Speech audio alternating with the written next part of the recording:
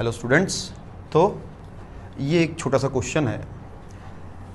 You have been given an infinitely long sheet but finitely width, जिसकी D width है, and it is carrying current J naught per unit width.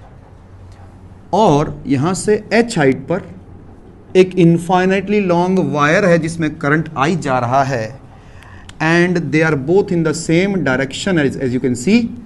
तो मैंने ये red से इसकी D thickness दिखाई है, and H is the distance, that is the perpendicular distance between the infinitely long but finitely wide sheet and the infinite current carrying wire. Something like this. It is something like this. This is the sheet and this is the wire.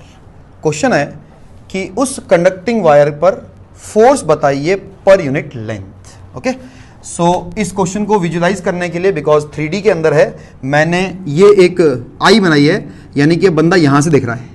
सोचिए कि बंदा यहां से दिख रहा है, तो उसको क्या दिखेगा, ये मैंने यहां पर बना रखा है डायग्राम में. ऐसा लगेगा कि बहुत सारा करंट अंदर की तरफ जा रहा है, बहुत सारा करंट अंदर की तरफ जा रहा है, and this is the infinite sheet whose thickness is finite D. और यहां से एच हाइट पर एक और करंट कैरिंग वायर है जिसमें करंट जा रहा है I. Now I want to find out what is the force on this wire per unit length due to this sheet. Obviously sheet की वजह से जो मैग्नेटिक फील्ड है वो डिस्टेंस पर डिपेंड करेगा, इसलिए मुझे इंटीग्रेशन करना पड़ेगा. I will have to integrate.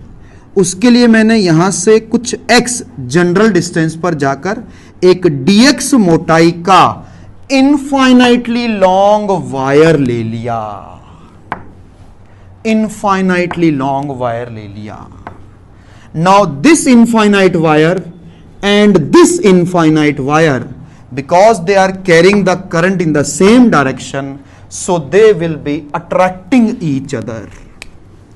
They will be attracting each other, क्योंकि हमने पढ़ा है कि जब दो वायर्स सेम डायरेक्शन में करंट हो तो दे अट्रैक्ट ईच अदर.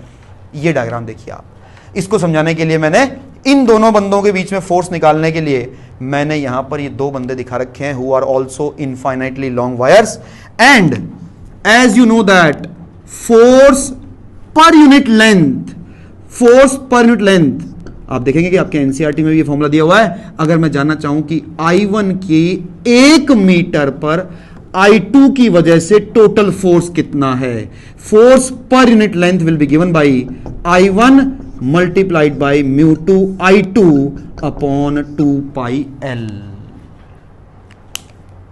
इस एक्सप्रेशन का यूज करके मैं इसका आंसर निकालने वाला हूं. काफी आसान हो चुका है. देखिएगा, इस बंदे का करंट और इस बंदे का करंट अगर पता लग जाए तो मैं उस फॉर्मूले से काम निकाल दूंगा. फोर्स, क्या फॉर्मूला है सर जी, I1 यानी जिस पर फोर्स निकालना है, चलिए I into mu naught I2. Can you see that J not is the current पर unit width. So my width is dx only. My width is dx only. So I2 will be J naught into dx divided by 2 pi into दोनों के बीच की distance, दोनों के बीच की distance which is under root h square plus x square. But this is not the answer, because इस force की direction इस तरफ है और एक और बंदा भी है यहां पर जिसकी भी डायरेक्शन इस तरफ है. नाउ इस बंदे को ये दो फोर्सेस महसूस हो रहे हैं, इसलिए इनके horizontal components, the horizontal components will get cancelled and only vertical component will be there. That's why अगर ये एंगल थीटा है तो मुझे साथ में कॉस थीटा भी लिखना पड़ेगा. Now what is the value of cos theta? It will be base यानी h upon under root of h square plus x square.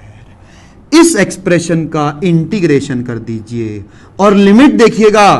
अगर यहां से लेकर यहां तक कर रहा हूं, यानी 0 से d/2 ओनली, तो चूंकि ये बंदा भी अट्रैक्ट कर रहा है और ये भी अट्रैक्ट कर रहा है, इसलिए डबल लगाना पड़ेगा। नाउ इसका जो इंटीग्रेशन है वो आपके लिए बहुत आसान है। क्यों? क्या क्या आ जाएगा बाहर?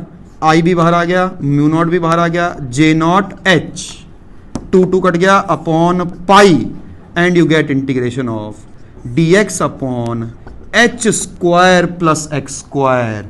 It is like under dx upon A square plus x square, और dx अपॉन ए स्क्वायर प्लस एक्स स्क्वायर का इंटीग्रेशन क्या होता है? So you'll get mu not I J not H upon pi into 1/a tan inverse x by a. Now you can put the value from 0 to d/2 and you will get the answer. और आप देखेंगे कि ये h जो है ये cut जाएगा। Okay, thank you.